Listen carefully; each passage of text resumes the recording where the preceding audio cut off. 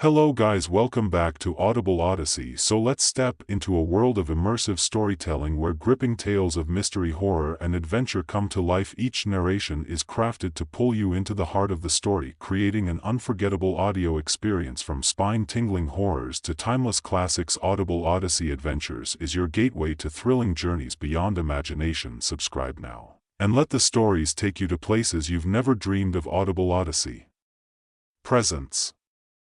The world we live in is full of things we don't understand. Being the curious humans that we are, we naturally try and seek these things out. Doing so has led us to remarkable discoveries and inventions that we could never have imagined 100 years ago. We've defeated diseases built into the sky itself and even created machines that could take us beyond the clouds and into the stars if our ancestors could see us and what we've created. I'm sure many of them would see us as gods. With our innate curiosity and lust for knowledge has not always led us to greatness. However, true evil and darkness have also been uncovered in humanity's conquest of knowledge, and, in the end, I fear this evil will be our doom. I don't say this from the standpoint of a great philosopher who has sat and simply pondered things either. No, I say this because I have seen it, experienced it. I was a part of it. The event I'm about to relay to you is true and in its entirety. I swear I feel certain this will fall on deaf ears and many of you will believe this to be just another spooky story meant to give you cheap thrills, but I promise you this is neither my intent nor my purpose. The purpose of this story is to simply warn you of what lurks beyond the veil of what we can see and understand, to show you what awaits us in the darkness. Even if I don't understand it myself, what I'm about to tell you has happened, and I feel certain it will happen again. In 1971, a not-so-well-known scientist began preparations for an extremely secretive project known simply as the Harbinger Experiment. I'd like to keep the identity of the scientist a secret for personal reasons, so throughout this recounting I'll refer to him as Zimmerman. Zimmerman's background is unclear at best. Beyond 1971, all that's known about him before that time is that he grew up somewhere in Maryland with a strange fascination with the occult and supernatural. This later made him an outcast among his fellow scientists due to how he scoffed at the metaphysical. Was and still is, at the time, Zimmerman's opinions concerning the otherworldly were not the sole cause of him being an outcast, though it was his methods that made him widely unaccepted among his peers. Zimmerman was well known during his time for being ruthless and cold beyond measure. He never cared about the means. All that mattered to him was results, and if he predicted the results to be valuable enough, anything would be worth obtaining them. It was this insatiable and brutal lust for the truth that made him feared among those that knew of him, and the few that knew of him and did not fear him believed in him and followed him and his work closely. The word Harbinger itself has such a mysterious and intimidating taste to it. Maybe it's the way it rolls from our tongues, or maybe it's simply due to its association with the project, but the word always seems to carry a certain amount of doom with it, which would make sense. The word itself means to warn or forebode. I can't imagine Zimmerman's reason for giving the experiment this title, but in retrospect it fits perfectly. Zimmerman came to a select few. I was one of them. He told us he was working on something big and he needed people who could keep confidentiality and not spread idle gossip of his work. While he didn't fully trust some of us, he did know that we were professionals and that, for some reason or another, we were all in dire need of employment. I'd worked at the local clinic as a doctor, but I was caught stealing medication and was promptly fired. This left a very dark mark on my resume, so work was hard to find. I was also a native to Alaska and lived near where the experiment would take place, so I guess you could say I was a convenient choice. As you can imagine, I jumped at the opportunity. It was hard not to when I saw the payout. 15 of us were hired in total. Some were colleagues of his that had been working with him for a while, some were maintenance workers, and a few were hired as private security. I was the only medical professional to be hired. It's still a wonder to me how he even attained the funds necessary for the experiment. I wouldn't be wholly surprised if his financing was not entirely legal, but legal or not, I needed the money and he paid. Looking back, it's a decision I've come to regret. After he obtained his money, he used it to buy a relatively large plot of land deep in the frozen wilderness of Alaska, and upon that piece of land he built a concrete structure not similar to a bunker. In fact, the sole difference being that its goal was to keep any potential damage contained within the structure rather than keeping it out. As he put it, most of the structure was dug underneath the earth, which had the effect of making the underground complex seem so much smaller than it really was from the outside. As would be expected, there was only one way of entering and leaving the underground structure, and it was via a ladder that led from a small unassuming concrete building on the surface, which I'll refer to from now on as the entrance building for convenience, to the network below. After everyone had gone to bed at night, the hatch that contained the ladder would be sealed off with a very large and thick metal lid. Zimmerman was very strict about this. Located not too far away from the entrance building was a series of wooden cabins that would serve as the sleeping quarters for the staff he'd hired. Compared to the entrance building standing on the surface, the underground system was massive. At the center of the complex was the control room. This is where all of the facility's electronics and such were linked to. This included security cameras, lights and door controls, consoles, monitors and computers lined the walls of this large central chamber. This is also where the ladder and the entrance building connected to. In the underground complex connected to the control room were 3 doors. One led to a smaller room that served as the infirmary, another door led to a break room, and the last door led into the hallways. The hallways were where the complex began to feel extremely very. For some reason they were laid out in an extremely confusing scheme that led in circles and to complete dead ends. These hallways made up a vast majority of the complex, and it would be very easy to get lost in the maze if you were unfamiliar with it, but if you knew where you were going, you'd find yourself standing before one of 3 8x8T rooms. Before long, each room had a camera hooked up to one of the corners of the room, and all 3 of those cameras were connected to a corresponding monitor in the control room. Cameras were also scattered throughout the hallways so that whoever was watching their corresponding monitor could see anywhere they wanted to when they wanted to. Thick metal doors stood at the entrance to each of these rooms, and to open them you'd have to enter a 4-digit code into a panel located near the door. I remember when I first arrived how badly the hallways frightened me. I've always been RIP phobic, you see, and those hallways were so very narrow. The noise, all more accurately the lack of noise, was also a tremendous source of fear for me. It was always so unnaturally silent, as if the entire world had stopped moving. It really made you feel like you were trapped down there. Thankfully, though, I only rarely ventured into these hallways, for I was the only medical professional in the facility, and I had virtually no reason to go into them. In the beginning I found it so peculiar that he'd ask for someone like me on a project like this, but by the time it was all over I understood why. The official purpose of the Harbinger experiment was to test and observe the effects of extended isolation on the human mind. This is what was listed on reports being sent out, at least, but in notes to all those who were not participating in the project. Excluding the subjects, the true purpose was much darker. Like I said before, he always had an obsession with the occult and the supernatural.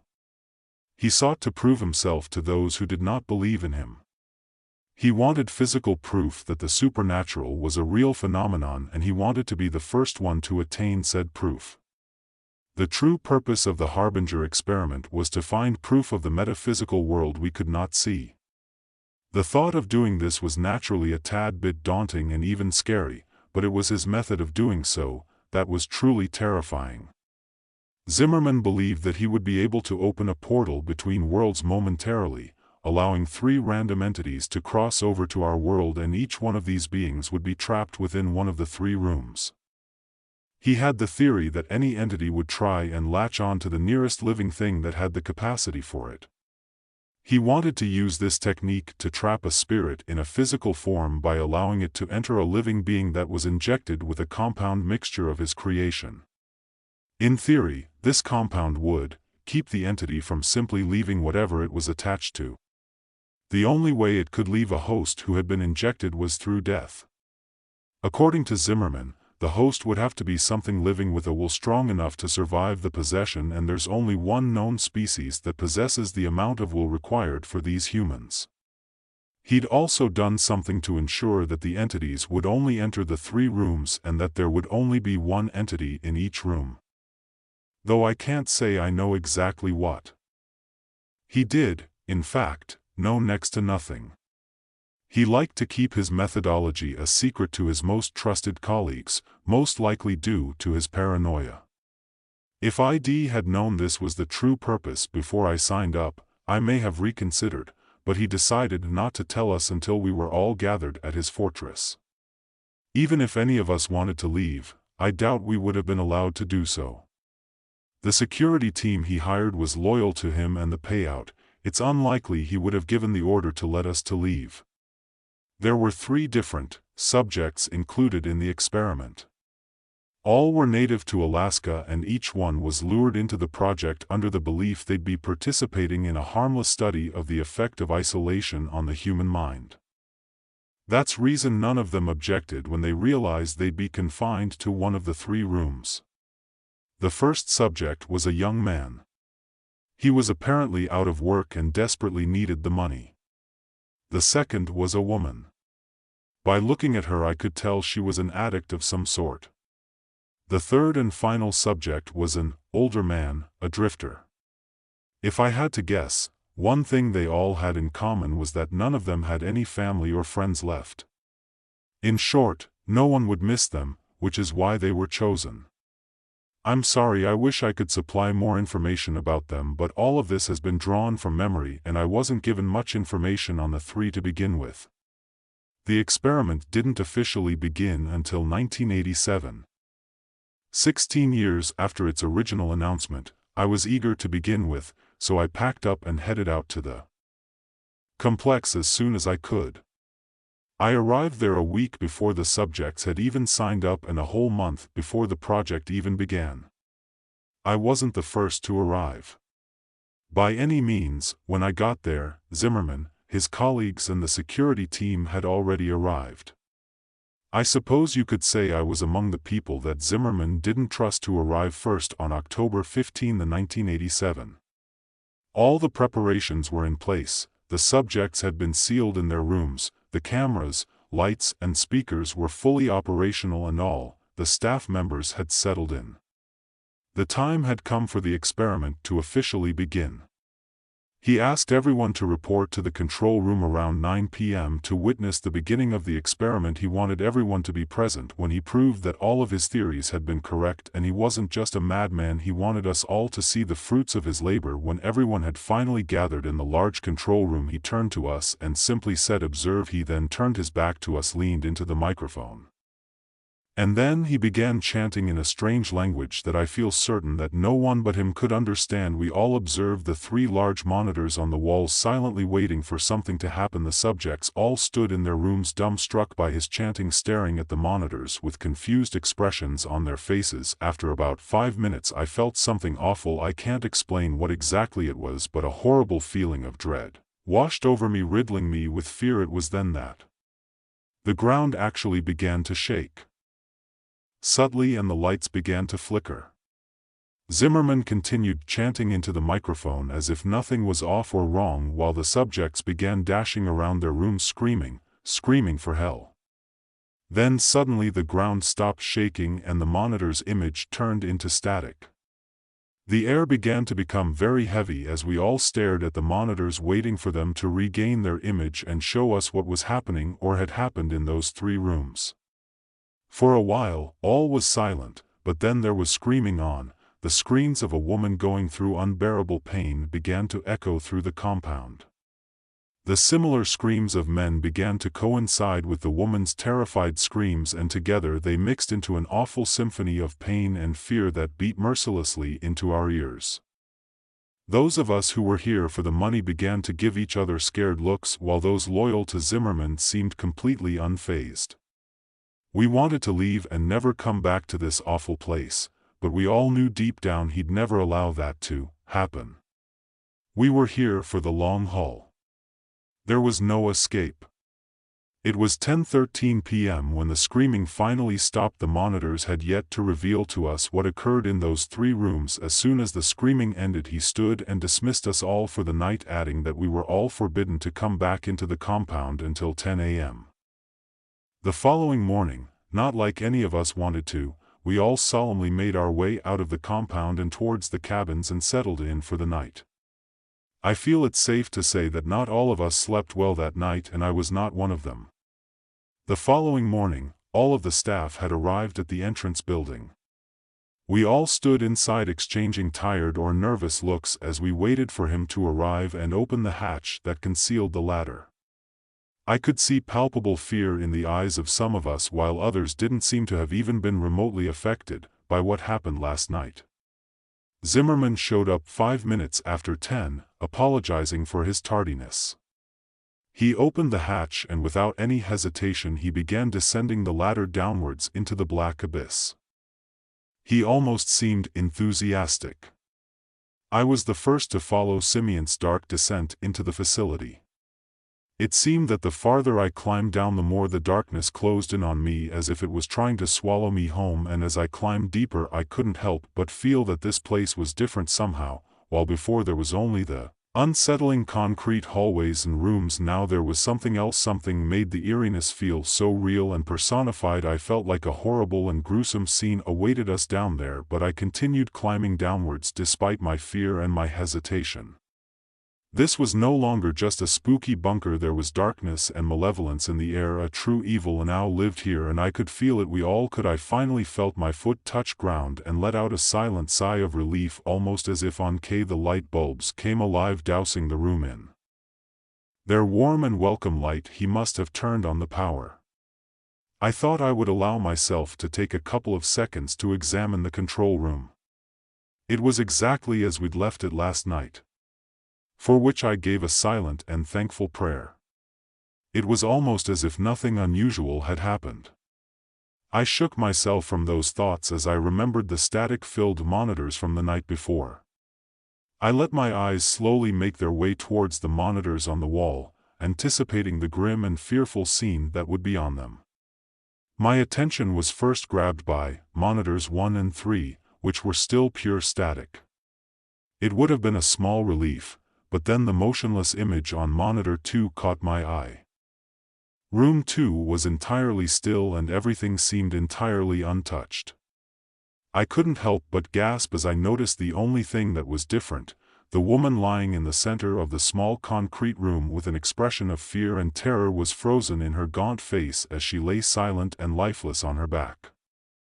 Zimmerman's expression turned angry when he saw this. He ordered that the second monitor be turned off, and we didn't ask why. It's not like any of us wanted to see the dreadful scene any longer. He also ordered that if the images on monitors 1 and 3 didn't return in the next 2 hours, the security team would be sent to investigate. The team nodded. They made it seem as if they had no fear. But I could see it in their eyes. The subtly loud tick of the clock was the only sound that echoed through the control room while I stared at the monitors. An hour and 50 minutes had gone by, and all I could see was static. All of the other staff members were working except me. This was because the projects had been completely injury-free so far, so I essentially had nothing to do but wait for someone to hurt themselves. Zimmerman, a couple of his colleagues, and I were the only ones that occupied the room. They quietly chatted with each other on the other side while I spent my time reading and pondering the situation I now found myself in. I had clearly made a mistake coming here. The corpse lying in room 2 was evidence. Enough of this, and God only knew what awaited us in rooms 1 and 3. My thoughts were soon interrupted as monitor 3's image returned. The clear image now displayed on the screen made everyone's eyes noticeably widen. What was displayed on the monitor was horrifying. A humanoid thing stood in the center of the room staring directly at the camera, unmoving.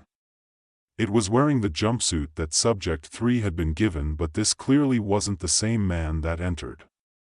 What caught my attention first was its eyes.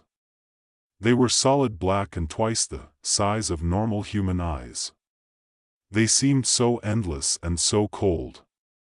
Its head had also grown with the eyes in such a symmetrical and unsettling manner. The being had shed all of its hair, and even from the monitor I could see how unnaturally smooth and clear its skin was. It had also seemingly grown in height and stature, which could be seen in the fact that the jumpsuit was obviously too small. Its limbs had grown especially long. Its arms hung almost as low as the creature's knees. What we were looking at was in no way the same man we sent. Inside fear was all I felt as I continued to stare into the monitor at the thing in the room, and my fear seemed to be shared by those around me, which made me feel kind of good. It may sound awful, but it was a bit satisfying to see that Simmer and his colleagues could feel fear too, but at the same time it was worrying because this showed that this was not part of his plan. Something had gone wrong. We all stared at the monitor. Despite our fear, it was almost as if we were in a trance. My already present fear began to grow and spread rapidly through my body as I became lost in the creature's eyes, trapped in its terrifyingly hypnotic gaze. After what felt like forever, I managed to break eye contact with the creature and divert my attention from the monitor, and when I did so, I felt my fear levels drop considerably. After a short while, he ordered his security team to make their way to the subject person's door, just as he said he would do. They left without question, armed only with batons and pistols. I focused my attention on watching the men progress through the hallways towards the subject one's room via the cameras, even through the not-so-high-quality cameras. It wasn't hard to tell that these men were afraid of what awaited them. Their heads were downcast as they walked. They didn't possess the same confidence within them that they did when this Project Pro began. They looked like scared boys being sent off to a terrible war. Eventually, they made it to the door. We had perfect vision of them and the door via the hallway camera. One of them said something through one of their walkie-talkies and made a motion towards the camera. In response, one of Zimmerman's colleagues buzzed the door open. The men already had their pistols out. By the time the button was pushed, slowly the door began to open. We all watched eagerly as the men began to approach the door with guns aimed inside. Suddenly, without warning, there was a loud shriek, and as something bounded out of the room at the men, the monitor turned into static. Immediately, we could hear screaming echoing down the hallways, followed shortly after by the distinct sound of gunshots. We could do nothing but wait. After a couple of minutes, the screaming and the gunshots stopped. We all waited and prayed, hoping that whatever bounded at them from the room wouldn't be the one to return to the control room. After a couple more minutes, 3 of the men came back carrying with them the corpse of the 4th. He had massive cuts covering his chest and his face was shredded. You couldn't even tell who he was anymore, or even that he was human. I was so used to gore, being a doctor and all, so I felt somewhat unfazed by the mass of shredded flesh and bloody meat that they carried with them, but many of the others went pale and vomited. The security team all wore emotionless expressions and eyes filled with terror. One of the men finally looked up at us. He stared at us for a while with those wide eyes of his. "It's dead," he finally managed to mutter in a shaken and scared voice. A couple of hours went by. The dead man's name was Frank. He was buried outside in the cold Alaskan ground. 2 of the men were unharmed physically. At least the 3rd was alive, but only barely. I managed to stabilize him, but only just as the other 2 men vaguely explained what had happened. Apparently Subject 1 leaped out at Frank after the door had opened, only it wasn't really Subject 1 anymore. According to them, it had a hideously contorted face and long sharp claws. They claimed to have shot it over a dozen times before it fell dead, and then they emptied another dozen bullets into it just to be sure it was really dead. Only once it was dead did they come back after tending to the wounded man.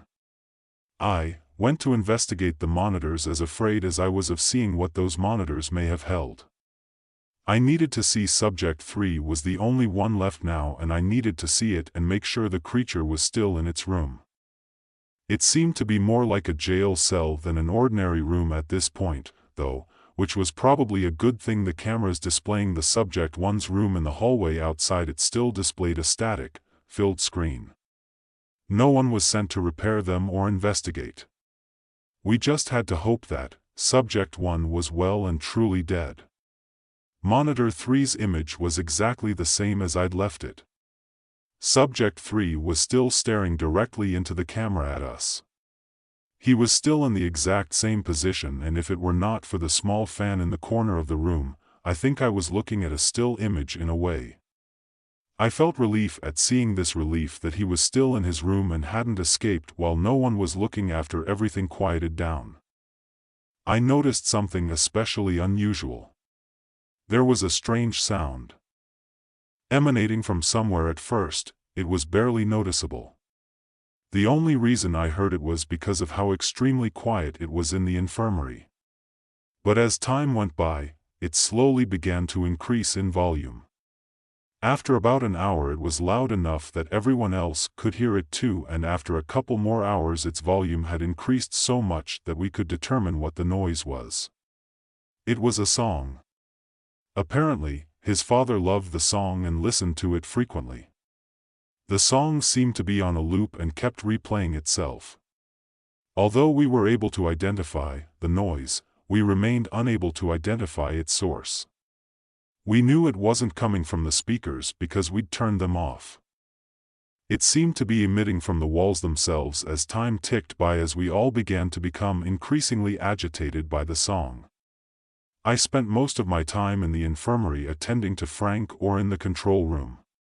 Fear hung in the air, and the presence of unmistakable darkness and evil was no doubt its source. Subject 3 still had not moved. He kept his unblinking gaze fixed on the camera the entire time. It always felt like he was staring directly at me no matter where I was in the room. I think this effect was also felt by others due to the fact that they seemed to move around the room a lot and for seemingly no reason. After a few hours, the song was so loud that people almost had to shout to communicate with. We'd been trying to find its source so we could turn it off. But it was to no avail. The source was completely unidentifiable. This added a level of extreme irritation to our already very present fear. It was around 8:30 that the ground itself began to shake once again, just as it had the previous night. Panic began to spread among my fellow employees, and as the shaking grew in intensity during this, I had the sudden instinctual feeling to look over at Subject 3's monitor. It was gone. Almost as if on cue, the power went out, and thankfully the song did as well. Ever since the security team came back, panic had been slowly building up among the STA, and Zimmerman was powerless to stop it. When those lights went out, the calm projections that everyone had been trying to maintain left us, and the fear in all of our hearts took over. The emergency backup lights kicked on shortly after the power went out, and I gave a silent thankful prayer because the lights were dim. But they still allowed me to see a lot. Total panic seizing us as many of my fellow staff members began screaming and rushing to the ladder in an attempt to escape, but too many were trying to use it at once and no one was able to get very far without someone else pulling them to the floor and taking their place. Zimmerman was shouting for everyone to calm down, but his dominating and intimidating personality had no effect here, and his demands fell upon deaf ears. It was total chaos. It wasn't long until people actually started hurting each other in their desperate attempts to get up that ladder and out of this place. I could only stand against the wall and wait for my opportunity to escape up the ladder. All the screams were soon silenced as the familiar hum of that unsettling song began to rise in volume. Again, only much quicker this time, and this time it was clear that the noise was coming directly from the maze corridors. People stopped fighting and shouting. As all of our attention shifted to the door that led into the hallways, the song quickly got louder than it had ever been before, which forced many of us to cup our ears with our hands in an attempt to silence the noise. Then suddenly the song just completely stopped. Silence that was all that filled the room as we all stared at the thick metal door in anticipation for what was coming. It felt like ages are gone by, but in reality it was probably only second.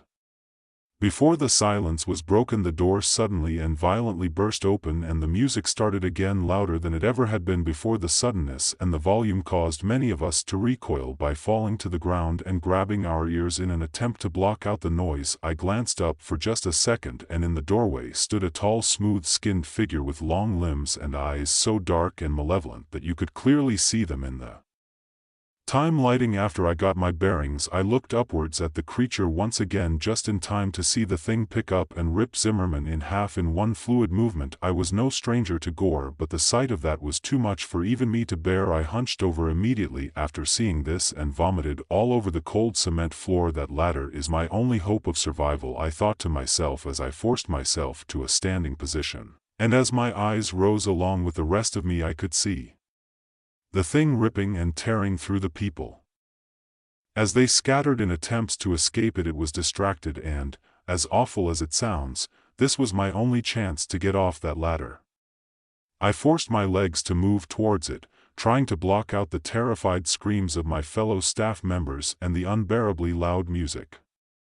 I could hear gunshots coinciding with the screams and terrible sounds of flesh being ripped apart somewhere in the mess of noise. I reached my hands outwards and felt a wave of relief wash over me as my fingers came into contact with the hard metal rungs of the ladder. I gripped them and began to climb upwards as quickly as I could in my disoriented state, all the while praying that the monster would not see me pull me off the ladder and back into the slaughter. I felt like at any moment I'd feel one of its smooth hands wrap around my ankles and pull me to my death, but I eventually made it to the top. There was no question in my mind. I had to close the hatch and seal that thing down there, even if it meant certain doom for my colleagues. I could not allow that thing to escape. I gripped the thick metal lid and began to push with all of my might in an attempt to seal the underground complex off. Despite how dense and sturdy it was, the lid was surprisingly easy to move, and it didn't take very much effort to push it over the hatch. Even in my weakened state, in seconds, the hatch was completely covered by the dense metal lid. I collapsed on my side and began to vomit some more as exhaustion overtook me, and as I lay there I realized something. Aside from my labored breaths, the only thing I could hear was the faint echo of that song from down below. I felt as though I'd lose more of my sanity if I continued to lay there and listen to that song. So I once again forced myself to my feet and began to make my way to the wooden lodge I'd stayed in the previous night. It was where I'd left my baggage and where I'd left the keys to my truck. Of the 15 staff members that took part in that forsaken experiment, I'm the only one who survived. I've never returned to the awful place where all of this happened. And I don't intend to. The project was very secretive, and Zimmerman was the only one who knew all of the details. As far as I know, no one is aware of my involvement aside from me. In fact, I'm probably the only one who knows what the Harbinger experiment truly was, let alone what actually happened. By now you're probably wondering why I've told you all about something none of you should be aware of. Maybe you're expecting me to give you a speech about not messing with things you don't understand, or something along those lines. I hope not, for I have no speech to give or lesson to impart. I began hearing a noise earlier today. Almost immediately I recognized the noise as a very haunting and familiar song. I didn't even try to trace it to its source. I knew it would be pointless, and as the day has progressed the song has increased in volume. It's loud enough now that I can very clearly make out the lyrics. I'm completely unable to escape the singer's voice. It's followed me everywhere I've gone. Subject 3 is coming for me, and I know that my time left in this world is extremely limited now. I guess you could say that I just wanted to tell the tale of the Harbinger experiment before it was lost forever. I hope that you will take some lessons from what I've recounted to you, but I think we both know you won't. Let's be honest, you don't believe a word of what I've just told you, and I don't blame you. I wouldn't believe me either if I were you. This is nothing more than something to get your cheap thrills from. You were probably mindlessly surfing the internet when you clicked a link and found yourself here, wherever you may be hearing this story. And to be honest, I don't care if you believe me or not. Even if you do, it probably won't stop you from trying to uncover the truth of a darkness that few of us have ever seen. It certainly never stopped Zimmerman. If you want a lesson, look at what happened to him when he went seeking the truth. I pray that none of you will ever discover this truth. I pray that none of you ever have to see the evil that I've seen. I hope that you all get to live in ignorance of what lies beyond the veil of what we can understand. It's here now. I can feel its black eyes burning into me just as I could all those years ago. I'm as much to blame as Zimmerman is for the monstrosity that's now free to roam the world. Even if I wasn't the one to create it, I'm sorry. Please forgive me. So guys, the video has ended now. If you like our stories and want to see more videos like this, please subscribe to Audible Odyssey channel and do all these things: like, comment, share, and subscribe. Enjoy horror and adventure stories like this. So just subscribe to Audible Odyssey. Bye bye.